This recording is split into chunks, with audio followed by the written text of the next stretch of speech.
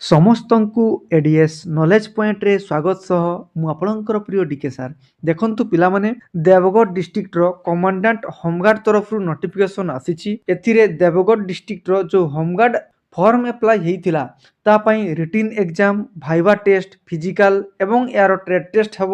ତା ବିଷୟରେ ଚାଲନ୍ତୁ ଆମେ ଡିଟେଲ୍ ଆଲୋଚନା କରିବା।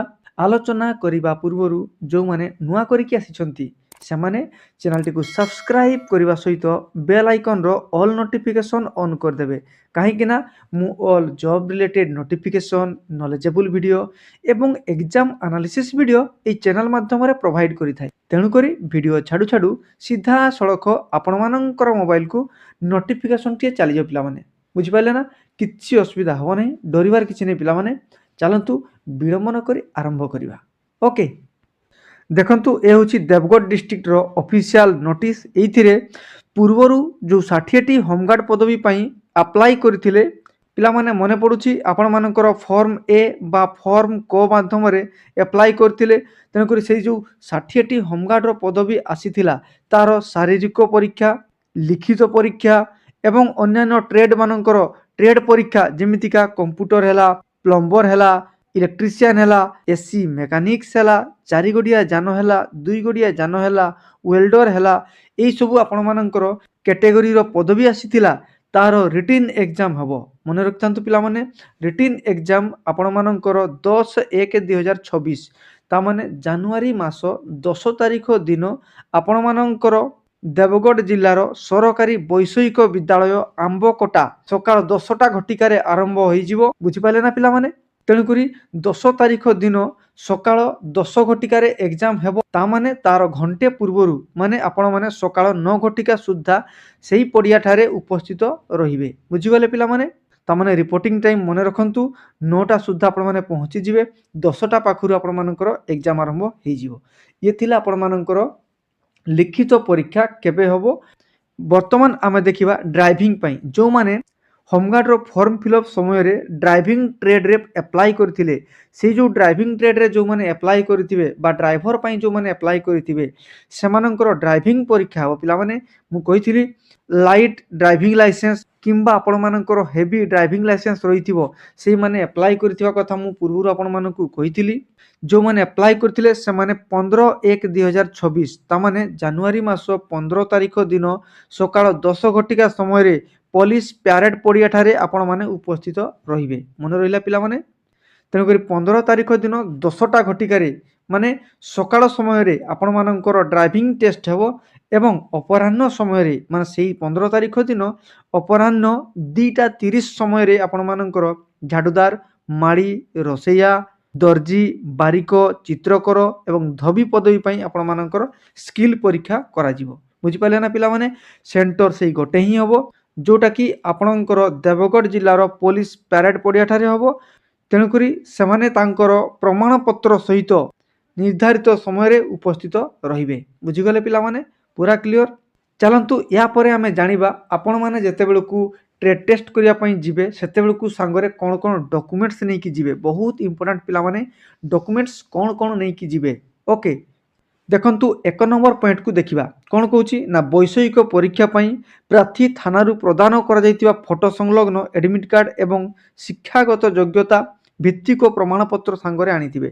ତାମାନେ ଆପଣମାନେ ତା ପୂର୍ବରୁ କ'ଣ କରିବେ ନା, ନିଜ ନିଜ ଥାନାକୁ ଯାଇକରି ଆପଣମାନଙ୍କର କଲର୍ ପାସପୋର୍ଟ ଫଟୋ ଦେଖେଇବେ ଆଉ ଆଧାର କାର୍ଡ଼ ଦେଖେଇକରି ଆପଣମାନେ ଆଡମିଟ୍ କାର୍ଡ଼ଟିଏ ସଂଗ୍ରହ କରି ନେବେ। ମନେ ରଖିଥାନ୍ତୁ ପିଲାମାନେ, ନିଜ ନିଜ ଥାନା ଅଣ୍ଡରରେ ବା ଯେଉଁ ଥାନାରେ ଆପଣମାନେ ଆପ୍ଲାଏ କରିଥିବେ ସେଇ ଥାନାରୁ ଆପଣମାନେ କ'ଣ କରିବେ ନା, ଆଡମିଟ୍ କାର୍ଡ଼ଟିଏ ନିଜର ନେଇ ଆସିବେ।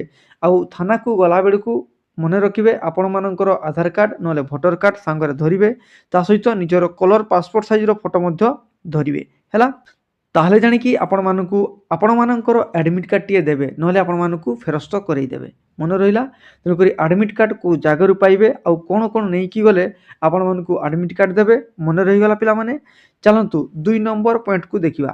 ଯେଉଁ ପ୍ରାର୍ଥୀମାନେ ସ୍କିଲ୍ ଟେଷ୍ଟ ଦେବେ, ବୁଝିପାରିଲେ ନା ପିଲାମାନେ, ବା ଟ୍ରେଡ୍ ଟେଷ୍ଟ ଦେବେ, ସେଇମାନଙ୍କର କ'ଣ କରିବେ, ତାଙ୍କର ଯେଉଁ ସବୁ ଜିନିଷ ଦରକାର ହେବ ସେଇଗୁଡ଼ାକୁ ନେଇକରି ନିଶ୍ଚୟ ଭାବରେ ଆସିବେ। ତାହେଲେ ଜାଣି ଆପଣମାନଙ୍କୁ ବୈଷୟିକ ପରୀକ୍ଷା କରିବା ପାଇଁ ସୁଯୋଗ ଦିଆଯିବ। ବୁଝିଗଲେ? ମୁଁ ଉଦାହରଣ ଆକାରରେ ଆପଣମାନଙ୍କୁ ବୁଝେଇ ଦେଉଛି।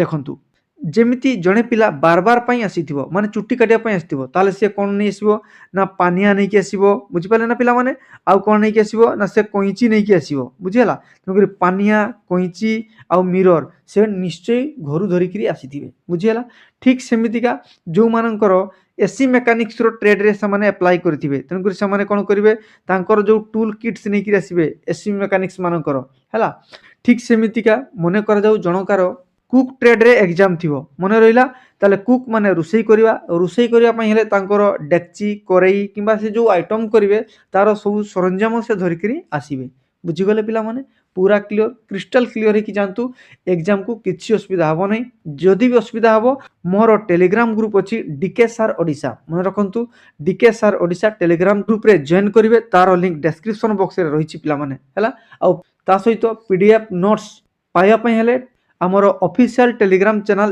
ଏଡିଏସ୍ ନଲେଜ ପଏଣ୍ଟ ସର୍ଚ୍ଚ କରି ମଧ୍ୟ ଜଏନ୍ କରିପାରିବେ ତା ନହେଲେ ତାର ଲିଙ୍କ୍ ଡେସ୍କ୍ରିପ୍ସନ୍ ବକ୍ସରେ ମଧ୍ୟ ମୁଁ ରଖିଦେଇଛି ସେଇ ଲିଙ୍କ୍ ମାଧ୍ୟମରେ ନିଶ୍ଚୟ ଭାବରେ ଜଏନ୍ କରିବେ ବୁଝିଗଲେ ପିଲାମାନେ ପୁରା ଫୁଲ୍ 100% ଅଥେଣ୍ଟିକ୍ ट्रुथ एवं आपण मानकर बिना मूल्य सबू नोट्स एवं सबू इनफॉरमेशन पाइबे किसी असुविधा हम ना बुझिपारे पिला माने ता सहित यही चैनल रो प्लेलिस्ट को जिबे जो प्लेलिस्ट आपण मानकर रही होमगार्ड से होमगार्ड प्लेलिस्ट को जिबे से कौन करेंगे ना आपण मानकर जेते भी पूर्व डिस्ट्रिक्ट मानकर रिटिन एग्जाम होईछि से रिटिन एग्जाम रो कौन सब क्वेश्चंस पचारि थिले कौन सब आगो को पचारिबे तार डिटेल एनालिसिस मु कर देछि से वीडियो गुड़ा को निश्चय देखिए भाइबा टेस्टर मध्य आपण मानकर एसपी सार कौन सब क्वेश्चन पचारि पूर्व जिला मानकर से ही प्रश्नर वीडियो मध्य मु एही चैनल रे पोस्ट कर देछि ताकू निश्चय देखिए पिला माने एही होमगार्ड रो एग्जाम एनालिसिस प्लेलिस्ट रे सब किछि रहिछि निश्चय जाइकि देखंतु जा फल रे आपण मानकर होमगार्ड एग्जाम क्वालिफाई करिवे आ चाकरी निश्चय पाइ जिवे